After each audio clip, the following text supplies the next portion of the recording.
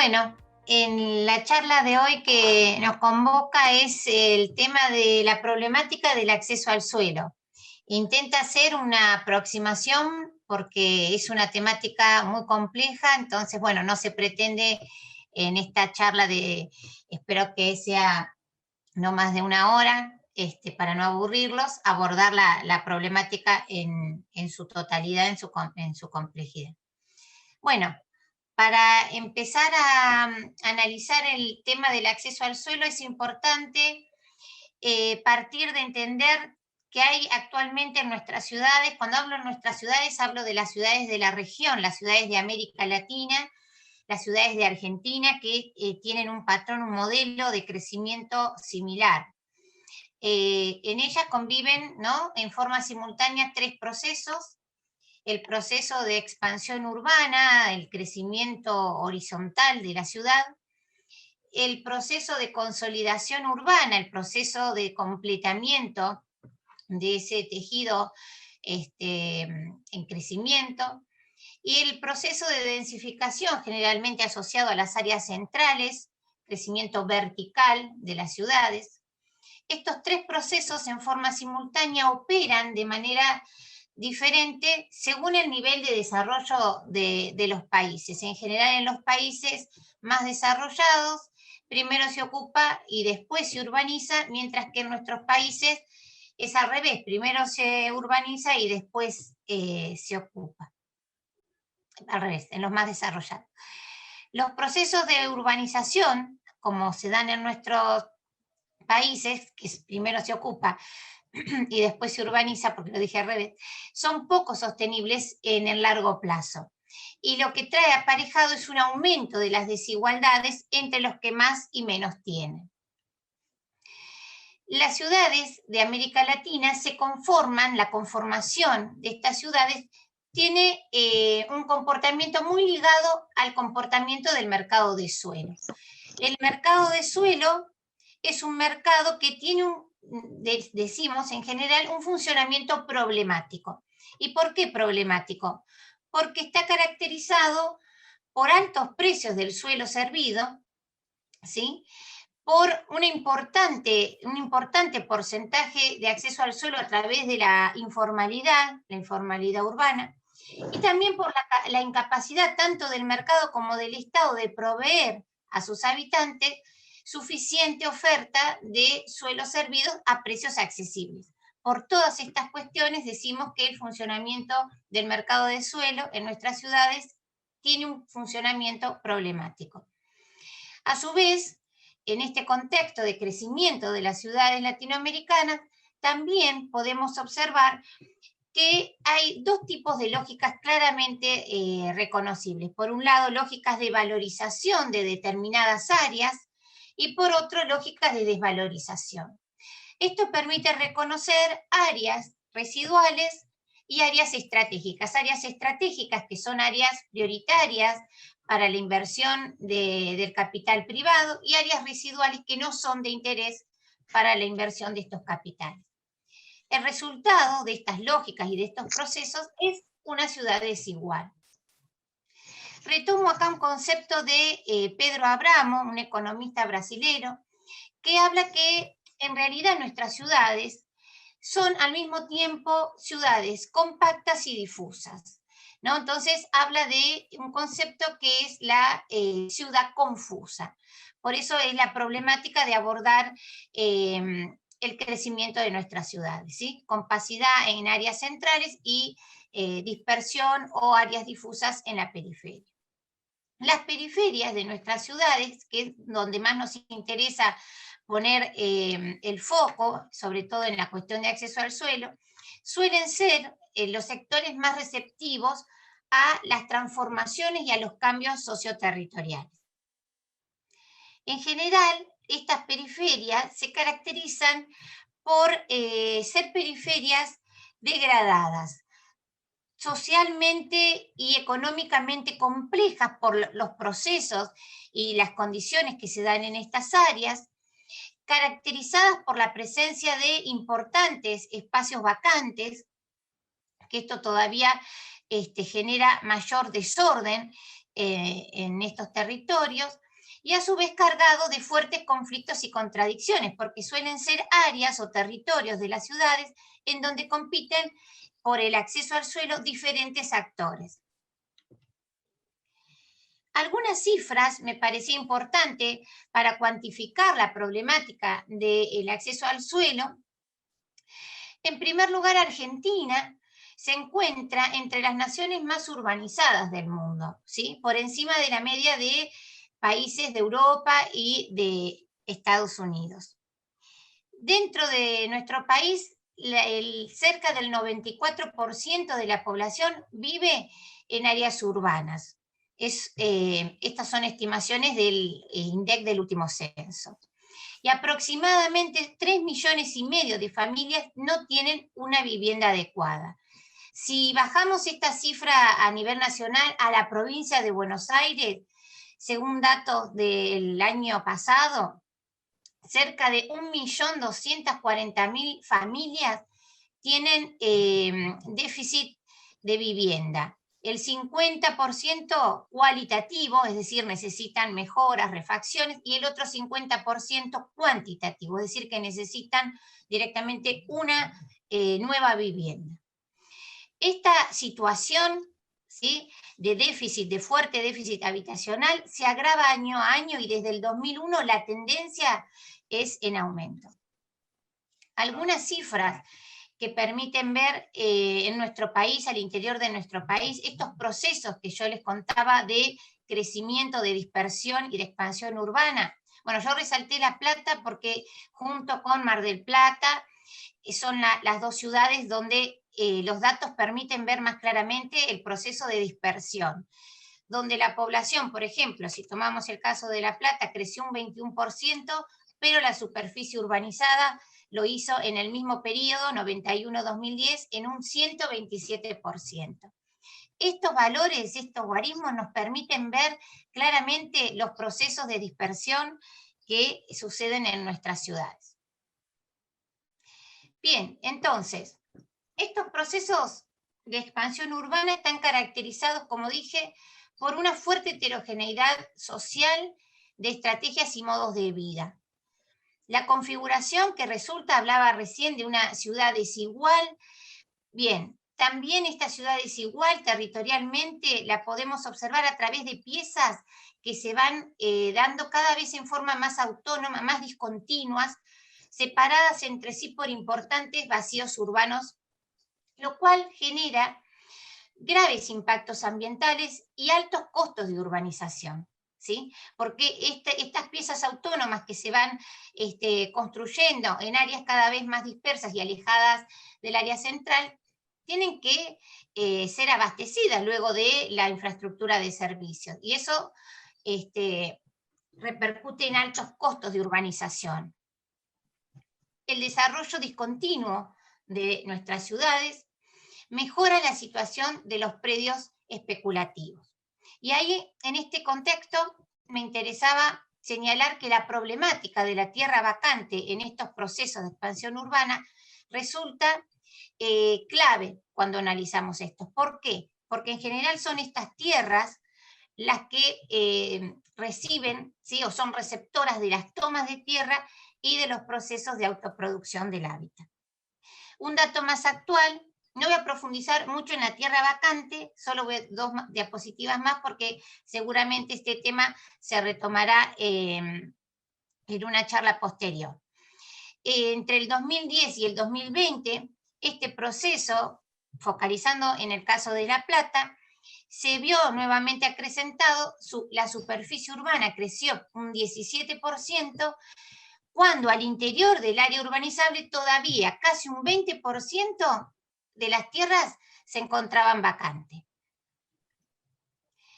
Entonces, este proceso de expansión, ¿sí?, de crecimiento de las ciudades, trae aparejado la producción de nuevo suelo periférico. Se ocupan nuevas superficies en áreas de la periferia. Este problema también se asocia fuertemente al retroceso de áreas productivas, ¿sí?, al impacto que genera este crecimiento urbano en muchas de nuestras ciudades de la provincia, en áreas rurales o productivas, ¿sí? En el caso, estas son fotos de la periferia del periurbano del Partido de La Plata, en donde este crecimiento de las ciudades avanza sobre territorios donde se desarrolla la actividad agrícola intensiva y se produce un retroceso, una pérdida de tierras de alta productividad. Para La Plata, en los últimos 35 años, la pérdida de tierras productivas es de casi 2 kilómetros cuadrados por año, ¿sí? Entonces, bueno, esto ha llevado a que en muchas ciudades el periurbano o cinturón verde, que algunos lo asocian, ¿sí?, como concepto, es decir, esa área de interfaz urbano-rural, sea denominada por algunos como cinturón de especulación inmobiliaria, porque son áreas donde el precio del suelo se valoriza fuertemente. Bien, en el caso nuevamente de La Plata, donde el cinturón hortícola del platense y la producción que tiene es relevante a nivel nacional, es un problema muy importante, ¿sí? El tema de cuánto se reduce en superficie el cinturón productivo hortícola. Desde 1970 hasta el 2000, que ya tiene algunos años el dato, pero igual viene bien para representar la urbanización del cinturón verde hortícola, creció allí un 50%. Yo siempre digo que este avance sobre tierras rurales no fue de la mano de una disminución de la producción, porque lo que uno puede observar es que se intensificó la producción a través del pasaje de la producción a cielo abierto a la producción bajo cubierta, lo cual permitió intensificar la producción en menor superficie y la producción en términos absolutos en cantidad se mantuvo. Bien, en todo este proceso que les estoy contando, estoy simplificando bastante, pero para no profundizar, uno puede reconocer tres grandes lógicas, ¿sí? Por un lado, la lógica del mercado, que está movilizada por la búsqueda de lucro y materializada por el intercambio de propiedades en el mercado formal, para distintas capas de la sociedad, que puede ir desde los loteos populares a viviendas de alta renta, como por ejemplo las urbanizaciones cerradas. Por otro lado, la lógica de la necesidad, que va a tener otra motivación, va a estar movilizada por satisfacer las condiciones mínimas de habitabilidad y de acceso al suelo, que la vamos a ver en general a través de las tomas de tierra, de las ocupaciones de hecho y del mercado informal. Y, por último, la lógica del Estado, que va a estar movilizada por la búsqueda de legitimidad política. Y lo vamos a ver en nuestras ciudades a través de los conjuntos de vivienda de interés social y de inversiones en infraestructura. Esto que nos permite ver, estas tres lógicas que compiten, permiten hablar de la tierra como un recurso en disputa, ¿sí? Ahora bien, esto nos lleva a poner al suelo en el centro de los conflictos urbanos. El suelo entendido entonces como una mercancía. Y para analizar el mercado de suelo y el acceso al suelo, tenemos que comprender que la tierra pasó de ser un medio de producción fundamentalmente asociado a la subsistencia y al trabajo, a ser un medio para la obtención de la renta. El suelo, en este contexto, podemos decir que es una mercancía especial. ¿Por qué especial? Diferente a otras mercancías que se intercambian en los mercados. Porque es un bien heterogéneo. ¿Qué quiere decir bien heterogéneo? Que la ubicación particular de cada terreno le otorga una determinada característica singular o particular, que no la va a tener otro terreno, porque tiene una localización única. Tiene una baja frecuencia de intercambio, a diferencia, ¿sí?, de otras mercancías que se intercambian. Es irreproducible porque no es posible reproducir ni el bien en sí mismo, ni el suelo en sí mismo, ni la localización de ese bien. No se produce. Bueno, acá algunos autores diferencian el suelo del suelo urbano que le otorgan costos de producción. Pero bueno, en general el suelo como mercancía no se produce, carece de costos de producción. Y por otro lado, y esto es importante, es imperecedero, es una mercancía que no se destruye. El uso y el consumo de suelo no provoca la destrucción del bien, sino que al revés, ¿sí? Lo que garantiza el propietario de ese bien es la acumulación de riqueza. El acceso al suelo se dificulta en nuestras ciudades para gran parte de la población. Hablábamos que en la provincia de Buenos Aires 1.240.000 familias tienen déficit habitacional. Entonces, se accede al suelo a través fundamentalmente del mercado informal y de las tomas de tierra. Para cuantificar esto en la región, en América Latina, el 24% de la población vive en áreas informales, ¿sí? Que esto equivale a alrededor, es un dato del 2002, esta cifra hoy ya es mayor, a unos 113 millones de personas que viven en asentamientos informales. Esto para cuantificar y dimensionar la problemática del acceso al suelo y la informalidad urbana en nuestras ciudades. Por otro lado, entonces, el suelo, dijimos que era una mercancía que no se reproduce ni la localización ni el bien, por lo cual hablamos de que el suelo es una mercancía única.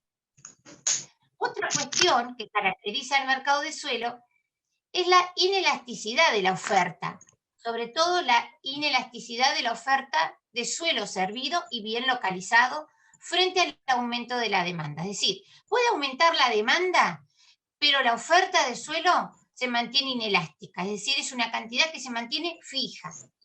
Esto permite hablar del suelo como un bien escaso, ¿sí? Esto también es importante e incide fuertemente en el precio del suelo.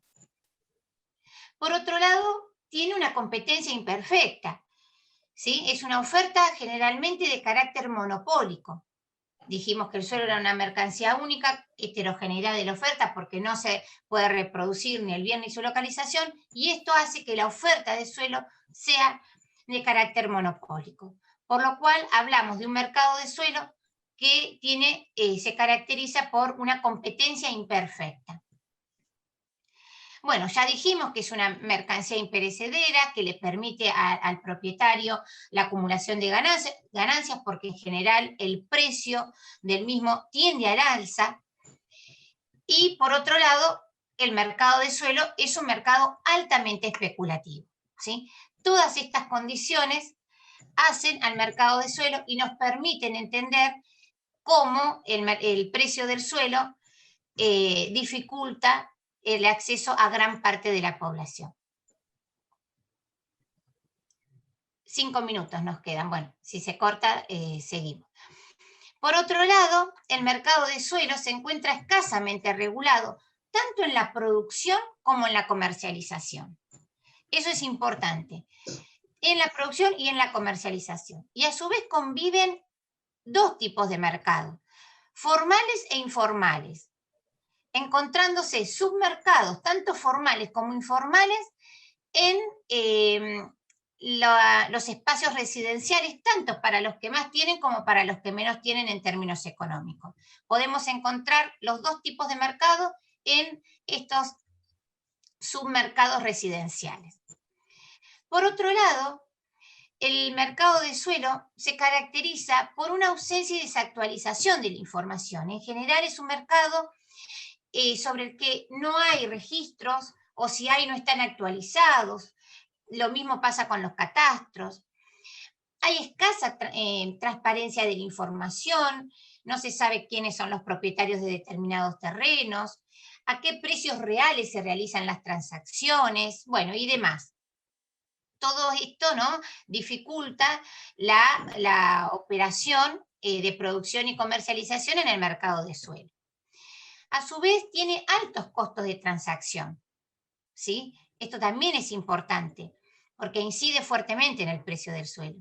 Y está condicionado por la estructura de la propiedad, que según los países pueden ser más o menos atomizada o concentrada.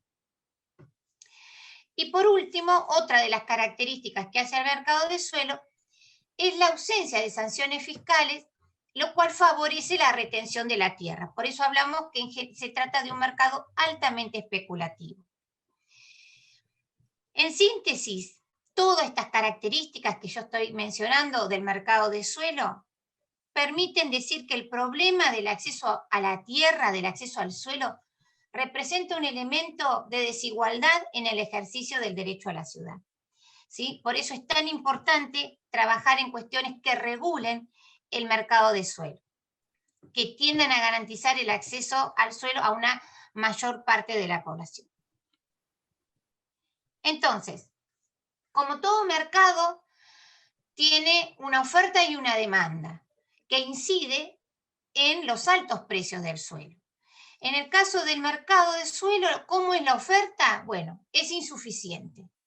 Smolka dice que en realidad el problema cuando se habla del acceso al suelo no es el suelo en sí mismo, sino es la oferta de suelo servido a precios accesibles. Ese es el problema real, dice Smolka, cuando hablamos de la oferta de suelo. Y dos cuestiones importantes, la producción y la disponibilidad, tanto física como económica, porque puede haber disponibilidad física, pero no disponibilidad económica. Entonces tiene que haber producción y disponibilidad de los dos tipos. Por otro lado, la oferta se mueve en función de las expectativas alcistas que tienen los propietarios de ese suelo. Entonces muchas veces los retienen a la espera de un aumento o incremento en los precios del suelo.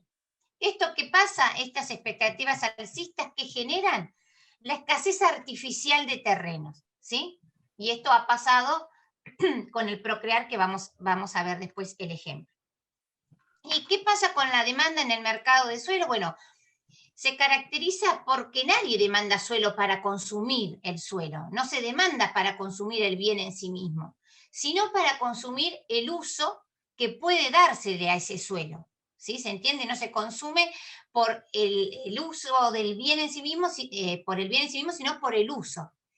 Por lo tanto, la demanda del suelo es una derivada de la utilización que se le puede dar a ese suelo. Entonces, caracterizando la demanda en este mercado de suelo que lleva a los altos precios que caracterizan al suelo en nuestras ciudades. La demanda, entonces, va a depender de determinadas cuestiones, ¿sí? Yo puse algunas como las más importantes, como la cantidad de población que demanda, el empleo o nivel de ingreso de esa población, la posibilidad de que accedan a financiación, de que accedan a un crédito para poder comprar esa tierra. Y, por último, la demanda especulativa, es decir, cómo está dada esa demanda, la disponibilidad que se ofrece en determinada ciudad de suelo. Todo eso incide en la demanda, ¿sí? Las posibilidades, entonces, de utilización son las que van a terminar determinando el precio del suelo, es decir, que el suelo vale por la actividad que pueda dar soporte, ¿sí? Esto es importante también. Y el producto construido afecta el precio final del suelo urbano. Entonces, retomando algunas cuestiones sobre la naturaleza del precio urbano. Lo que se transa en el mercado en realidad no son las características físicas del suelo, sino su ubicación y su localización. Eso permite hablar del mercado de suelo como un mercado de localizaciones, que no solo va a estar influido por las condiciones propias internas del terreno, sino por las del contexto, ¿sí? Del entorno en el cual ese terreno está inserto o localizado. Si se encuentra en un lugar, en un barrio con determinadas características paisajísticas, forestado, verde y demás, seguramente su precio va a ser mayor. Entonces, las cuestiones por fuera del terreno también inciden.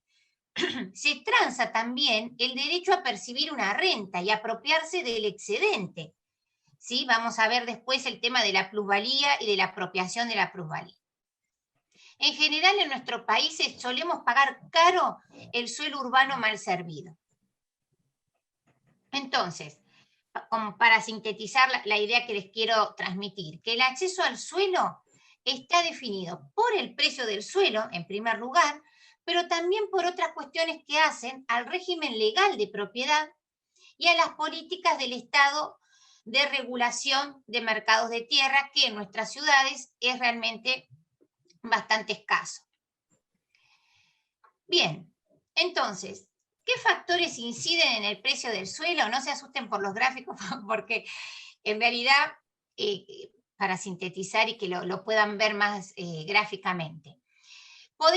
Yo puse 10, puede haber más seguramente, pero estos son los más relevantes que inciden en el precio. Bueno, la accesibilidad, la centralidad, y estas dos cuestiones están relacionadas con la distancia al centro. Yo acá puse un gráfico, relación entre precio del suelo y distancia, ¿no? A medida que nos alejamos del centro, el valor del suelo disminuye. Esto es bastante común, pero también podemos encontrar en nuestras ciudades subcentralidades que también, ¿no? Estos picos, que esto ya tiene unos años, hoy son mayores estos picos, pueden también elevar el precio del suelo en áreas periféricas por la creación o construcción de nuevas centralidades. Bueno, la inercia de la historia del lugar, la estructura socioeconómica de la población, la estructura espacial, la demanda locacional. Hay zonas siempre de nuestros partidos que son más demandadas que otras por determinadas características. La calidad urbana, paisajística del barrio, del lugar, ¿sí? Que generan también que en esas zonas las demandas sean mayores. La cobertura de infraestructura, y acá les puse este grafiquito para un poco visualizar cómo es la relación entre la cobertura de determinados servicios y cómo repercuten en el valor del suelo. Por ejemplo, el azul es el agua, ¿no? Entonces, cuanto más externa es la curva, más esencial es el servicio y mayor es la incidencia en el valor del suelo. Si tomamos, por ejemplo, el rojo, que es la electricidad, vamos a ver que mientras más disponible se encuentre un servicio, como puede ser en general la electricidad, menor es la incidencia o el efecto que tiene ese servicio sobre el precio. Como para darles un ejemplo en cuanto a cómo incide la infraestructura en el precio del suelo. Después, bueno, también por proyectos privados o públicos que se realicen en la zona, y fundamentalmente por la intervención pública también, las normas de planificación, los impuestos, las tasas, desde el Estado. Y acá nos lleva a una cuestión importante, que es ver el rol que tiene el Estado y su incidencia en el precio del suelo. El Estado incide en el precio del suelo de distintas formas. Por un lado, como agente constructor, ¿no? Cuando realiza infraestructura, equipamiento, como proveedor de equipamiento e infraestructura, bueno, como agente constructor cuando hace un conjunto de viviendas de interés social, como regulador de las actividades a través de la normativa, de un código de ordenamiento, y como agente fiscal. En la medida, bueno, yo acá puse ejemplos, cuando se produce un cambio de una determinada zona de rural a urbana, cuando yo a través del código de ordenanza de uso del suelo cambio la densidad o la altura de los indicadores en determinada zona, también se produce un incremento. Entonces, bueno, el Estado tiene un rol, ¿sí?, muy importante en cuanto a la construcción del precio del suelo, a la incidencia en el precio del suelo. Entonces, en la medida que la legislación urbanística determina qué se puede y qué no se puede hacer en todas las parcelas de un municipio, impacta directamente en las cargas y en los beneficios del proceso de urbanización. Y acá les puse el ejemplo del Procrear del 2012, el programa de crédito argentino del Bicentenario, que tenía como objetivo facilitar el acceso a la vivienda propia y generar empleo a través de dinamizar el sector de la construcción. 400.000 créditos en 4 años proponía entonces este programa asignar. Sintéticamente, ¿qué pasó cuando se lanzó este programa? Bueno, tuvo un impacto directo en el precio del suelo, porque se produjo una escasez de la oferta, esa escasez artificial que hablábamos antes de la oferta, que muchos retuvieron el suelo, y por otro el Estado tampoco tenía oferta propia de suelo, y se produjo esta escasez de la oferta, produjo un fuerte proceso especulativo que terminó en un promedio más o menos en todas las provincias argentinas en aumentos de precios que iban entre el 80 y el 110%. ¿Sí? Bien, esto un ejemplo claro, concreto, que en la mayoría de nuestras ciudades pasó con un programa del 2012. Bien, venía hablando, cuando hablaba del proceso de expansión, de la retención, de la disponibilidad física de ese suelo y cómo incide, de un concepto que es el de tierra vacante. Bien, es importante entender qué es la tierra vacante, ¿sí? Y que en general la tierra vacante, más allá de ser esos espacios desocupados o subutilizados que se encuentran en nuestras ciudades, que tienen un potencial de desarrollo, en general o están servidos o próximos a infraestructura, se ven como la contracara de la especulación. También se llama, precisamente por estas cuestiones, tierra de engorde. ¿Y por qué se llama así? Porque en general se incrementan los precios del suelo en estas tierras sin que el propietario realice ningún esfuerzo. Entonces, después más adelante vamos a ver el concepto de plusvalía. Pero también me interesaba poner el tema de la tierra vacante porque es importante entender las causas que traen aparejado la vacancia del suelo.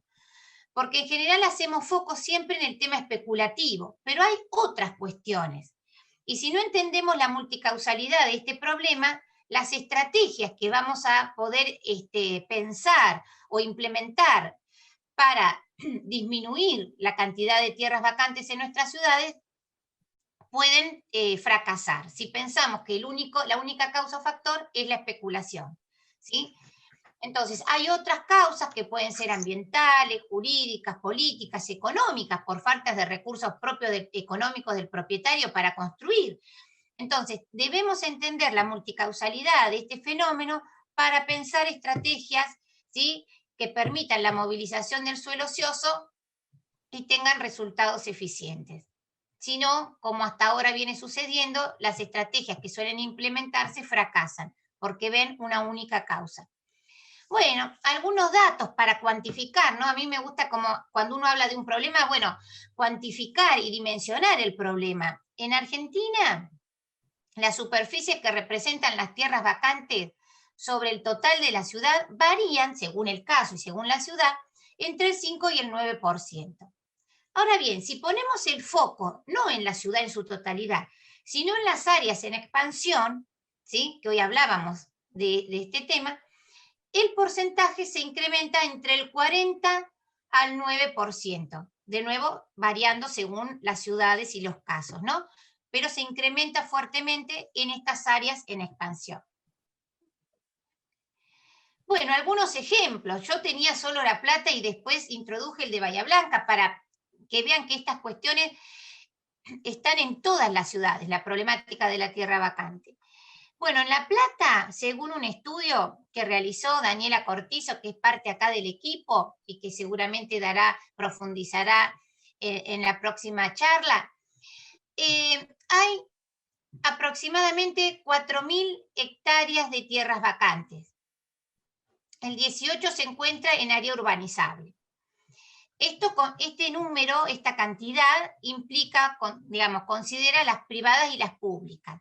En el caso de Bahía Blanca, que tiene solo al interior del anillo de circunvalación, es decir, en el área fuertemente consolidada de la ciudad de Bahía Blanca, y solo considerando las tierras privadas, no las fiscales, un dato que es del 2010, ¿sí? Así que ya tiene unos años, pero también para cuantificar y dimensionar, podemos reconocer 2.150 hectáreas privadas, ¿sí? Solo privadas.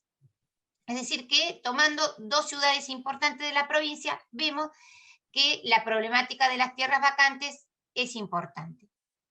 Ahora bien, también veníamos hablando mucho del acceso al suelo y el precio del suelo.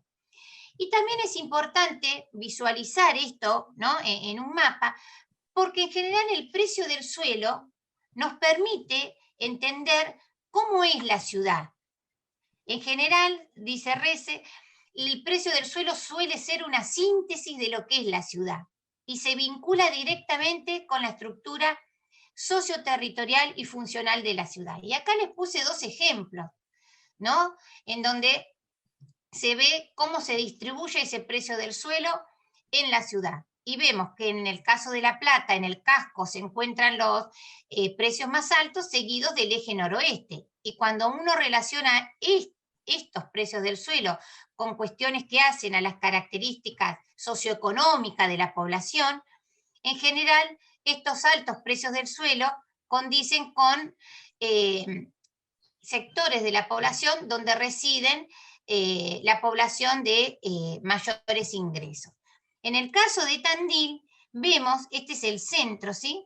Acá quizás los naranjas y rojos se pierden, pero bueno, los mayores precios del suelo se dan en esta área central, que si uno, no puse la imagen para no cargar demasiado, pero si uno ve la densidad, cómo está distribuida la densidad poblacional en la ciudad de Tandil, hay una relación directa. Las mayores densidades poblacionales se dan en estas zonas, que son el área central, conjuntamente con los mayores precios del suelo. Es decir, que esto que sentencia Rese, cuando vamos a los casos concretos y vamos a mapear y cartografiar el precio del suelo, tenemos, ¿sí?, esa especie de síntesis de lo que es realmente la ciudad.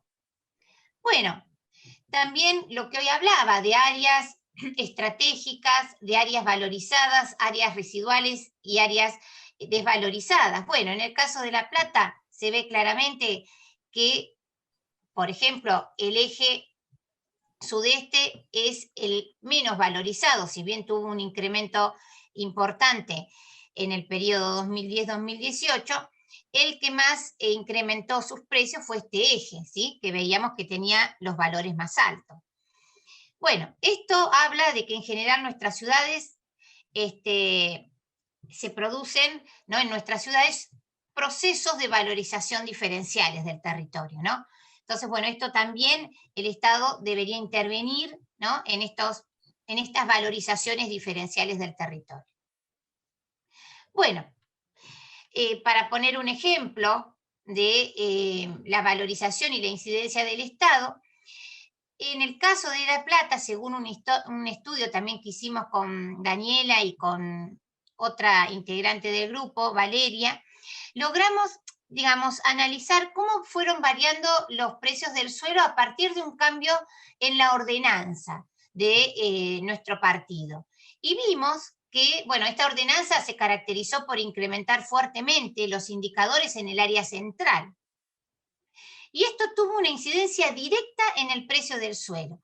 En el casco, que fue el sector del partido donde se incrementaron todos los indicadores, FOD, CUF, todo, esto impactó en un incremento del 251% de incremento en el precio del suelo. ¿Sí? Esto es como ejemplo que nos permiten ver cómo incide en este caso un incremento o una modificación de los indicadores constructivos en el precio del suelo. Bueno, otro ejemplo, si ampliamos la lupa y no nos basamos solo en el caso de La Plata, que es donde en general trabajamos, por eso tenemos más ejemplos, y vemos en toda el AMBA, fíjense que los precios del suelo más altos se dan sobre el noroeste, digamos, el norte, al norte de Capital.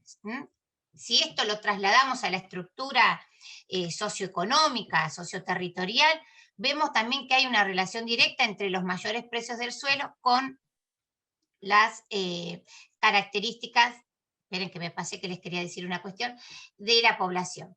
Y un estudio realizado por Del Río en el 2016 permite, si analizamos la brecha entre el salario y el precio del suelo para la ciudad de Buenos Aires, en el 99 se necesitaban 555 salarios mínimos y en el 2011 585 salarios mínimos para comprar un terreno de 200 metros cuadrados.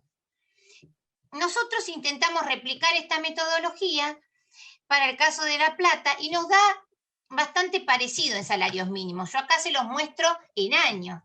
Para los sectores de menores ingresos, los deciles 1 y 2, tendrían que aportar entre 5 y 47 años la totalidad de los ingresos familiares para acceder a un terreno, ¿sí? Por eso cuando hablamos de acceso al suelo y la dificultad de acceso al suelo, bueno, acá cuantificamos realmente cuál es esa dificultad, ¿sí? No lo decimos en forma cualitativa, sí, es difícil. ¿Cuán difícil es? Bueno, para los sectores más pobres tendrían que aportar durante 50 años todos los ingresos familiares, lo cual sabemos que es imposible. ¿Y esto entonces en qué redunda? Esta imposibilidad de acceso al suelo en las tomas de tierra, que en los últimos años, ¿sí? Sobre todo en nuestro partido, fue un problema muy, muy grande. Bueno, una definición de qué es la toma de tierra, esta ocupación de determinados lugares a través de actos organizados o colectivos, y que pueden tener dos desenlaces, o el desalojo o la conformación de un barrio popular. En el Partido de La Plata, el año pasado, solo en el año pasado, hubo 50 tomas de tierras. Y de esas 50 tomas, 23 fueron desalojadas. La más grande, la ocupación más grande, se dio en Los Hornos, que seguramente todos o gran parte de ustedes conocerán porque salió en todos los medios de comunicación, que ocupó más de 200 hectáreas en lo que es la delegación de Los Hornos, en un terreno que es fiscal, ¿sí? Es del Estado. Bueno, acá un poco para visualizar la magnitud que tomó este fenómeno de las tomas de tierra en el último año en el Partido de La Plata, pero también en otros municipios del AMBA, ¿no? Del área metropolitana de Buenos Aires, donde también se produjeron tomas de tierra. Bueno, La Plata lo destaco porque fue muy importante. Entonces, una forma es el desalojo, que vimos que casi la mitad fue desalojada de las tomas de La Plata, pero otra es la conformación de barrios populares o asentamientos, urbanizaciones informales. Hablamos de informalidad en el acceso al suelo de dos puntos de vista. Desde el dominial, porque ocupan tierra privada o fiscal, y desde el punto de vista de la urbanización, porque en general estas ocupaciones se dan en áreas que no son aptas para el uso residencial y se dan por fuera de las normas vigentes. Bueno, en esto no voy a profundizar, la verdad, pero dos grandes modalidades de ocupación informal, las villas y los asentamientos. Solo me interesaba focalizar en que los asentamientos, al tener un trazado urbano más regular y planificado y ser organizado colectivamente, lo que permite, ¿sí? Lo que no digo garantiza, pero permite o tiene más facilidad en un futuro, es de que luego sea regularizado. A diferencia de las villas que por su trama irregular, por su espontaneidad y la alta densidad, la regularización luego es mucho más complicada, ¿sí? Bueno, algunos datos a nivel provincial del acceso informal al suelo. Esto es importante. El 55% de los asentamientos y villas del país se encuentran en nuestra provincia, en la provincia de Buenos Aires, según datos de un relevamiento de techo del 2016. 61% de las familias que habitan en asentamientos informales y villas de todo el país se encuentran en la provincia de Buenos Aires. Y acá está desagregado por sección electoral. La octava es La Plata sola, ¿no? Porque tenemos que la primer sección electoral es la que mayor cantidad de asentamientos y villas tiene, pero reúne 24 partidos. La sección electoral 8 es La Plata, un único partido que tiene, bueno, esta cantidad de asentamientos y villas. En total, en la provincia de Buenos Aires, para el 2016, había 1.097 asentamientos y 250 villas. Esto visualiza claramente la dificultad de acceso al suelo. Bueno, y para La Plata algunos datos que, bueno, lo voy a pasar. Pero también hay otra forma de acceder informalmente al suelo, que es a través de la modalidad de propiedad indivisa de parcelas rurales, que en los últimos años, fundamentalmente a partir del 80 a esta parte, tuvo un crecimiento importante. Es decir, se venden parcelas rurales indivisas, por lo tanto, también es informal, aunque no sea orientado a las familias de menores ingresos, ¿sí? No hay una relación. Por eso también es importante, me parecía importante señalar esta modalidad informal de acceso al suelo, que en general se orienta a sectores de clase media, ¿sí? Que tienden a la compra de esta tierra en pool para con todas las dificultades que después van a tener. De hecho, no pueden escriturar porque no están subdivididas las parcelas. Entonces, bueno, esta es otra modalidad. Que en el caso del Partido de La Plata, para poner un ejemplo, esto que ustedes ven en rojo son loteos indivisos de los últimos años. Fíjense la dimensión que tiene en nuestro municipio ese acceso informal al suelo no llevado a cabo por los sectores de bajos ingresos, ¿sí? Bueno, otra modalidad de acceso al suelo es la urbanización cerrada, que en los últimos años, en la mayoría de nuestros partidos, pero sobre todo en los de la región metropolitana de Buenos Aires, tuvo un incremento muy fuerte. Algunos datos para nuestro partido: un incremento en el año 2009, y no es de los partidos que más tiene, de los municipios que más tienen, porque de hecho la figura del barrio cerrado en nuestro municipio no se admite. Entonces, bueno, y durante muchos años hubo bastantes como trabas para la localización de estos emprendimientos.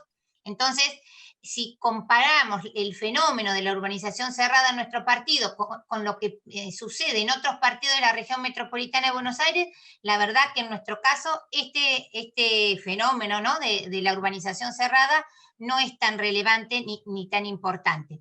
Pero bueno, tuvo un incremento en pocos años de 21 urbanización cerrada en el 2009 a 51 en el 2017. Fue, de todos modos, un incremento muy importante. Ahora bien, yo venía hablando del mercado de suelo y de lo que se transaba, que era esa posibilidad de la obtención de la renta y de obtener ese excedente. Entonces nos lleva necesariamente a la definición de lo que es la plusvalía, fuertemente asociada entonces, que no es la ganancia, ¿sí? Acá es importante diferenciar ganancia de plusvalía. ¿Qué es la plusvalía que está asociado, ¿no?, al mercado de suelo? Es el aumento del valor de un bien, mueble o inmueble, por razones distintas al trabajo o a la actividad de su propietario. Hoy decíamos que la tierra vacante, cuando la mantenía el propietario sin hacer nada, como tierra de engorde, esa tierra aumentaba su precio sin que el dueño hiciera nada. Me asfaltan una calle, me ponen una plaza cerca, me extienden el servicio de agua y mi terreno pasa a valer el doble, sin que yo como propietario invierta nada. Ese plusvalor, ese aumento del valor de mi terreno, es lo que llamamos plusvalía, ese incremento en el valor por acciones urbanísticas o de obras públicas que realiza la administración municipal y no el propietario.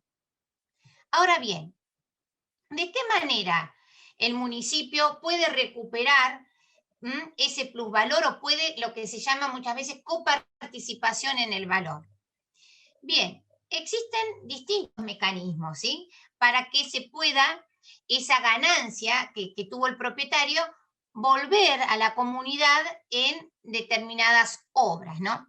Entonces, existen mecanismos por el cual se puede redistribuir socialmente esa ganancia o ese incremento del precio del suelo, a través de mecanismos tributarios, regulatorios, o de otros también que están vinculados a la planificación y gestión urbana.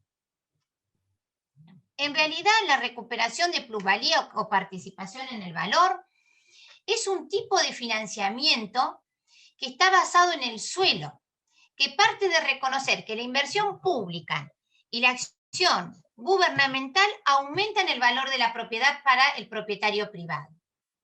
Entonces, este aumento del valor se puede medir y cobrar para respaldar nueva construcción de infraestructuras, viviendas y de otros servicios que mejoren la calidad de toda la comunidad, de toda la población. Entonces, esto es importante tener en cuenta y de implementar en los distintos municipios los instrumentos y los mecanismos de recuperación de plusvalía. De hecho, hay muchos municipios que lo tienen. Bueno, entonces, cuando hablamos de recuperación de plusvalía, con esto ya termino, ¿no? De instrumentos que permitan, de mecanismos que permitan la coparticipación en el valor, nos lleva necesariamente a hablar de otro punto, en el cual tampoco voy a profundizar mucho porque seguramente se va a hablar en otra de las charlas, que son los instrumentos urbanísticos. Hoy dijimos que el mercado de suelo es un mercado prácticamente poco o totalmente desregulado, con escasa intervención por parte del Estado. Entonces, si queremos revertir todo esto que les vengo contando, es importante tener en cuenta los instrumentos urbanísticos como herramientas o mecanismos que tiene el municipio, la provincia, para intervenir en el territorio y en el mercado de suelo. Entonces, yo puse un listado, hay muchos más, ¿sí? Pero en general los más conocidos, como un plan de usos de suelo, reajuste de parcela, el banco de tierra municipal, el consorcio urbanístico, bueno, determinados instrumentos urbanísticos que le permitiría al Estado, ¿sí?, aplicar para tratar de incidir en el mercado de suelo. ¿Con qué fin? Con el de intervenir en los precios del suelo y garantizar un mayor acceso al suelo para una mayor parte de la comunidad. Para cerrar, los mecanismos de mercado vemos que no garantizan un uso equitativo y sostenible del suelo, ni tampoco un proceso de producción o reproducción en los mismos términos de la ciudad. Entonces, consideramos que es fundamental la definición de herramientas que permiten regular y producir espacio urbano actualmente disponible en nuestras ciudades. ¿De forma de qué? De mejorar la gestión también de la política de la vivienda a través de instrumentos que actúen sobre la oferta de suelo. Y por último, el diseño y la implementación de una política de vivienda constituye una instancia clave en la gestión del territorio que permitiría revertir estas desigualdades que veníamos mencionando y afrontar el déficit habitacional, ¿sí?, que tienen nuestras ciudades. Bueno, sintéticamente era presentar, introducir estos conceptos, introducir estos procesos, ¿sí?, que acontecen en nuestras ciudades, y dimensionar y cuantificar, ¿no?, la gravedad de todas estas cuestiones y la necesidad de una urgente intervención por parte del Estado en la regulación del mercado de suelo.